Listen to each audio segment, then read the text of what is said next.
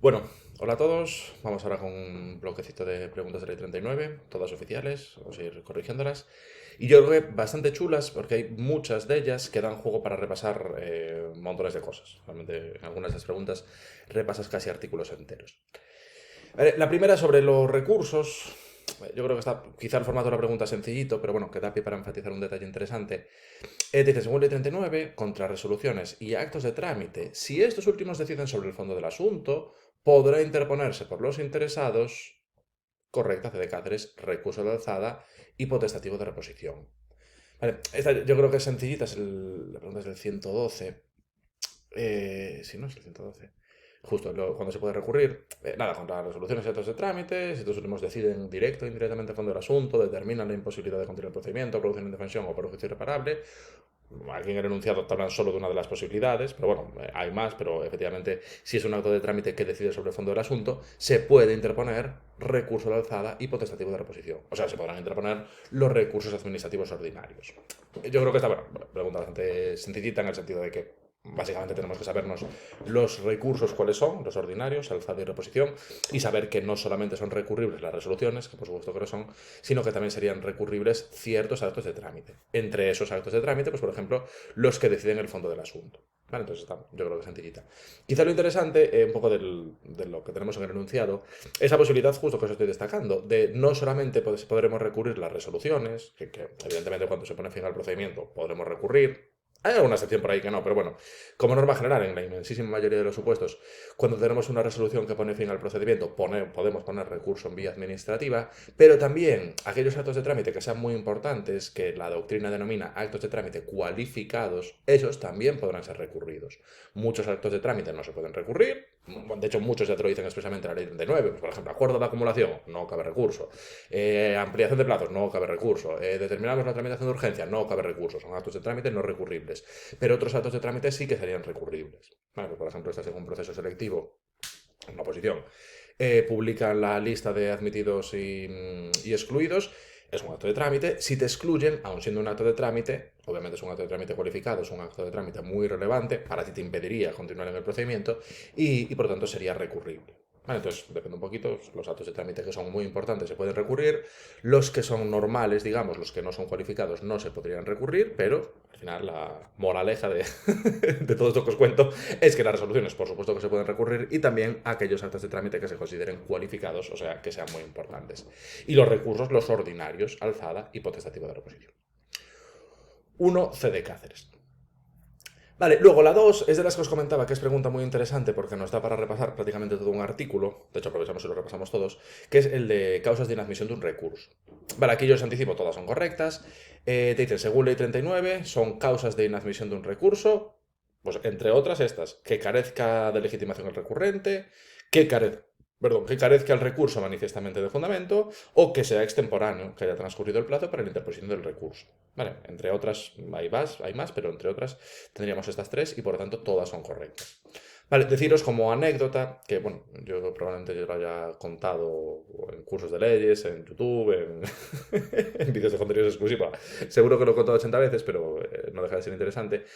Yo el primer puesto que tuve, chulísimo en la Xunta, era justo de los recursos. Yo me dedicaba a hacer los informes de los recursos, bueno, casi todos eran de alzada.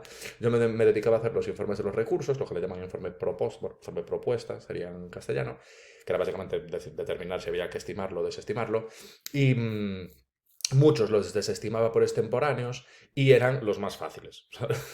Estaba el tiro, pero aquellos salían como churros, porque realmente tú, claro, lo primero que tienes que hacer es ver la fecha en la que entró el recurso y la fecha en la que era el plazo más, o sea, la fecha en la que se dictó la resolución. Bueno, la fecha a partir de la cual se podía interponer el recurso, la fecha en la que efectivamente se interpuso y lo primero que tenías que determinar era efectivamente si tenía carácter temporáneo o extemporáneo. Entonces, claro, los que eran extemporáneos y estaban fuera de plazo, era súper sencillo. Tenías ya un modelo normalizado, cambiabas ahí tres o cuatro cosas, una plantilla, digamos, cambiabas tres o cuatro cositas y ya salían como churros. De esos hacías 15, 20 en un día sin mayor problema. O sea, la cambiaron las cositas para fijarte en alguna cosa más, pero bueno, básicamente muy, muy sencillitos. Esos serán un chollo. O sea que si en el futuro tenéis que informar recursos, seguro que entendéis esto que os digo, cuando son extemporáneos súper sencillos. Sobre todo porque si tienes que entrar en el fondo del asunto, ojo, ahí ya hay veces que son súper complicados, ¿eh? De hecho, si están bien fundados, si están hechos por abogados que controlan y tal, a veces te aprietan complican bastante porque tienes que buscar mucha jurisprudencia y tal, y bueno, son complicadillos. Los extemporáneos los más fáciles. Pero bueno, aquí nada, todas son correctas y esto está en el 116. Causas de inadmisión. Claro, primero tendríamos la incompetencia, si el órgano pertenece a otra administración. Luego, que carezca de legitimación el recurrente. Que se trate de un acto no susceptible de recurso. Y esto enlazado con el anterior. Por ejemplo, si recurres un acuerdo de acumulación, te lo inadmiten porque es un acto no susceptible de recurso, porque no es un acto de trámite cualificado. Luego, que sea extemporáneo, que haya transcurrido el plazo para la interposición y que carezca el recurso manifiestamente de fundamento. O sea que al final, pregunta muy chula esta porque repasamos todo lo que es el 116, que por otra parte es un artículo que da bastante juego para preguntas y también para supuestos prácticos. 2 de Dinamarca. La siguiente, por la parte de los derechos de los interesados en el procedimiento, está guay porque repasas varias cosas. Primero de todo, acordaros. Tenemos 2 artículos con derechos. 13 y 53. En el 13, y ya estamos, los ponemos, así por encima. En el 13 nos hablan de los derechos de las personas en sus relaciones con la administración. Cualquier persona relacionándose con la administración. Mi abuela que se persona en el registro para preguntar unas cosas. Es una persona relacionándose con la administración. Tiene los derechos del artículo 13. Y luego, por otra parte, derechos de los interesados en el procedimiento. Que no es lo mismo. Derecho de un interesado en un procedimiento es: hay un procedimiento administrativo que se está tramitando y yo tengo la condición de interesado en el mismo. Entonces, ojo que son cosas diferentes. Algunas cosas muy similares en cuanto a los derechos, pero las situaciones son diferentes. Una cosa es una persona relacionándose con la administración, vas al registro a hablar allí, a preguntar sobre una iniciativa que tienes para ver los requisitos, por ejemplo, y otra cosa diferente es: hay un procedimiento administrativo y tú tienes la condición de interesado en el mismo. Ojo, eso es lo primero interesante. Dicho eso, respecto a los derechos de los interesados en el procedimiento, o sea, ya nos vamos al artículo 53, claro, la correcta es C de Cáceres. Actuar asistido de asesor cuando lo consideren conveniente en defensa de sus intereses. Vale, aquí está. Actuar asistidos de asesor cuando lo consideren conveniente en defensa de sus intereses. Vale. Pero luego, dicen, derecho a presentar documentos originales. No, sería derecho a no presentar documentos originales. Derecho a no presentarlos, salvo que por la normativa específica haya que presentarlos, pero como norma general, no presentar documentos originales. Luego, te dice, identificar a las autoridades y al personal de las administraciones públicas. Esto suena muy parecido, pero no es exactamente así. Es identificar a las autoridades y al personal al servicio de las administraciones bajo cuya responsabilidad se tramitan los procedimientos. O sea, no puedes identificar a cualquiera. Vas para allá, pues dime tú quién eres y tú y el de más allá. No, no es eso lo que nos están diciendo. Lo que nos están diciendo es que quien esté tramitando ese procedimiento en el que tú eres interesado lo puedes identificar. No puedes identificar a los 7 compañeros que están allí sentados en la mesa. Sí, no tiene nada que ver con ese procedimiento. Entonces, fíjate fijaros qué interesante. Y luego, de Dinamarca, también parece que sí, pero le falta un matiz. Aportar documentos en cualquier fase del procedimiento. Sería aportar documentos en cualquier fase del procedimiento anterior al trámite de audiencia. También le falta la coletilla y por eso la convierten en incorrecta. O sea, esta pregunta es súper chula, la verdad. La buena, la C de Cáceres. Vale, luego, 4 sobre cuándo se pone fin a la vía administrativa, y aquí tenemos que señalar la incorrecta, o sea, cuando no se pone fin a la vía administrativa. Bueno, ¿cuál no viene regulada en el 114? No, eso es el 114, si no me equivoco. Exacto. ¿Cuál de estas no viene en el 114? Básicamente nos están diciendo. Vale, lo que no viene en el 114 es la C de Cáceres, resolución de los procedimientos en materia sancionadora. Las resoluciones de los órganos que carecen de superior jerárquico, salvo que una ley establezca lo contrario, viene recogido. Resoluciones de los órganos que carezcan de superior jerárquico, salvo que ley establezca lo contrario. Ahí sí que se pone fin. Acuerdos, pactos, convenios o contratos que tengan la consideración de finalizadores del procedimiento. También lo tenemos. Acuerdos, pactos, convenios, contratos que tengan la consideración de finalizadores del procedimiento. También lo tenemos en el 114. Vale. Resolución administrativa de los procedimientos de responsabilidad patrimonial, cualquiera que fuera el tipo de relación pública o privada de la que deriven. Resolución administrativa de los procedimientos de responsabilidad patrimonial, cualquiera que fuera el tipo de relación pública o privada de que derive. Por lo tanto, esas 3 sí que están. Resolución de los procedimientos en materia sancionadora no está. Vale, puedes verificarlo, pero no está. Claro, Esto es, de hecho, deciros, ya que estamos, que estas, bueno, primero, que el artículo de cuándo se pone fin a la vía administrativa es muy importante, muy preguntable a nivel teórico, también muy preguntable a nivel práctico, y además quizá interesante entenderlo para ver un poquito la lógica, porque esto es muy determinante luego para saber el recurso que cabría interponer en un caso o en otro, alzado o reposición. Y, y deciros que una de las opciones, digamos, que suelen meter como incorrecta cuando hacen preguntas estas es justo lo de los procedimientos en materia sancionadora. Porque, claro, es verdad que nos hacen la referencia específica a los de responsabilidad patrimonial y hay como una tendencia, justificada, pero hay como una tendencia a pensar que responsabilidad patrimonial y sancionadora son cosas muy parecidas. Y es verdad, son parecidas, son especialidades dentro del procedimiento administrativo común, tienen artículos específicos en esta ley 39, pero luego tienen muchos matices, tienen muchas diferencias. Al final no tienen, en la práctica de cómo se tramita uno y el otro, tampoco tiene mucho que ver. Pero sí que es cierto que a lo mejor si no manejas mucho, si no trabajas en administración y tal, por cómo viene en la ley, te da la sensación de que son cosas muy parecidas. Y entonces cabría esa posibilidad de interpretar que van a tener el mismo régimen jurídico. Y no es así. Responsabilidad patrimonial sí que pone fin a la vía administrativa. Los procedimientos en materia sancionadora pueden poner fin a la vía administrativa o no, en función de quién esté dictando las resoluciones. Por ejemplo, en Galicia tenemos un montón de sancionadores que lo resuelve jefe o jefa territorial, y por lo tanto, bueno, pues un órgano que no pone fin a la vía administrativa y por lo tanto se recurren en alzada. Y tenemos otros que lo resuelven directamente los conselleros y por lo tanto sí que los jefes de las consellerías y que por lo tanto esos sí que van a poner fin a la vía administrativa. Entonces dependerá de quién esté dictando las resoluciones en un caso o en otro, o sea, dependerá de quién tenga la competencia para imponer esas sanciones. A veces van a poner fin a la vía administrativa y otras veces no. Pero no viene establecido en la ley 39 que siempre pongan fin a la vía administrativa. A veces sí, a veces no, dependerá de quién esté dictando la resolución en cada momento. Vale, está súper interesante, además este matiz que os acabo de hacer, yo creo que también interesante. 4, C de Cáceres. Venga, luego la siguiente, la quinta, está chula porque es de pequeños matices, la verdad. Sobre el artículo 98, aquí nos dicen, los actos de las administraciones públicas sujetos a derecho administrativo serán ejecutivos salvo que... Y tenemos que contestar la incorrecta. O sea, en 3 de estos supuestos son excepciones a ese carácter ejecutivo de los actos administrativos y una no. Vale, la incorrecta, la que tenemos que contestar, de Dinamarca. Porque tenemos que los actos de las administraciones sujetos a derecho administrativo ejecutivos, salvo que una disposición establezca lo contrario. Cierto.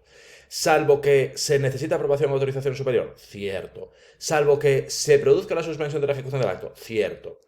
Salvo que se trate de una resolución de un procedimiento de naturaleza sancionadora contra la que no quepa ningún recurso. Falso. Vale, vamos al artículo 98. Claro, es verdad que el artículo 98 nos dice algo bastante parecido a esto, pero con matices. Bueno, lo que seguro es que las opciones de que se... Bueno, actos de las administraciones, sujetos a derecho administrativo, inmediatamente ejecutivos, salvo que, primero, que se produzca la suspensión del acto. Cierto. Pues la suspensión del acto, cierto.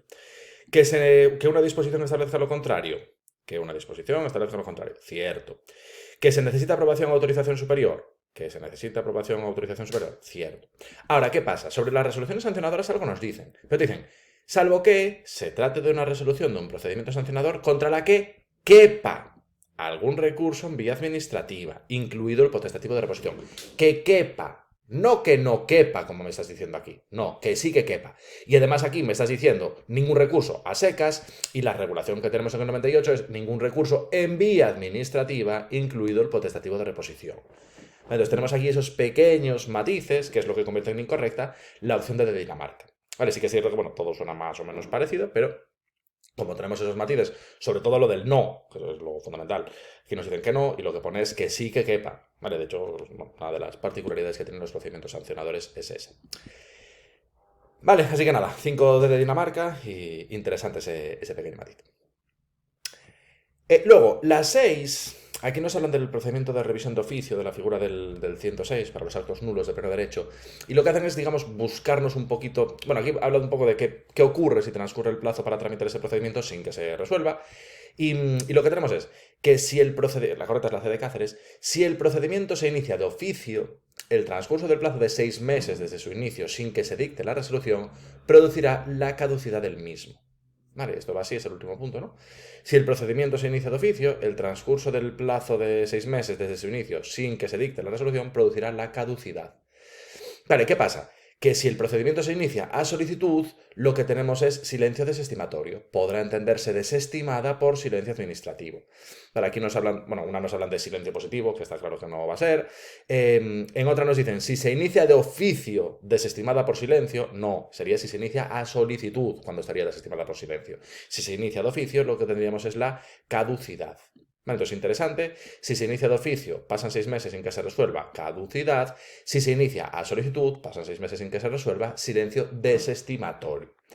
Vale, y ya que estamos, también interesante, aunque aquí no juegan con ello, pero podrían haberlo hecho, lo de los 6 meses, 6 mesecitos, el plazo del que dispone la administración para tramitar estos procedimientos. Y acordaros que aun a pesar de llamarse revisión de oficio, se puede hacer por propia iniciativa o a solicitud del interesado. Vale, que es algo que suele llamar la atención, pero efectivamente es así. Vale, 6 de Cáceres, interesante por esos pequeños matices. Luego, la 7, sobre la responsabilidad patrimonial, que primero, se pueden iniciar también de oficio los procedimientos de responsabilidad patrimonial, aunque es excepcional, puede ocurrir, cuando las administraciones públicas decidan iniciar de oficio un procedimiento de responsabilidad patrimonial, ¿qué será necesario? Y tenemos que contestar la incorrecta. Hay 3 cosas que son ciertas, una que no. Lo que no es cierto es que se exija la personación de los particulares presuntamente lesionados. No es cierto. El procedimiento se inicia aunque no se personen. Y aquí te dicen, el procedimiento iniciado se instruirá siempre que los particulares presuntamente lesionados se personen en el plazo establecido. No, no es necesario. O sea, obviamente si se personan, se va a tramitar. Pero aunque no se personen, también se tramitaría. Vale, esto lo tenemos en el 80 y pico, no me acuerdo. Ah, no, es claro, en el 60 y pico, perdón. En el inicio de oficio de los de responsabilidad patrimonial, justo, el procedimiento iniciado se instruirá aunque los particulares presuntamente lesionados no se personen en el plazo establecido. O sea, aunque no se personen, se instruye igual. Vale, por lo tanto, lo demás es cierto. Será necesario que no haya prescrito el derecho a reclamar, o sea, será necesario que no haya transcurrido ese plazo de 1 año. El acuerdo de iniciación del procedimiento se notifica a los particulares presuntamente lesionados y se les concede un plazo de 10 días para que aporten alegaciones, documentos o informaciones que estimen convenientes a su derecho y propongan las pruebas que sean pertinentes para el reconocimiento del mismo. Vale, entonces, primero, si se hace de oficio, es necesario que no haya prescrito el derecho a reclamar, que se establece en el 67, muy bien.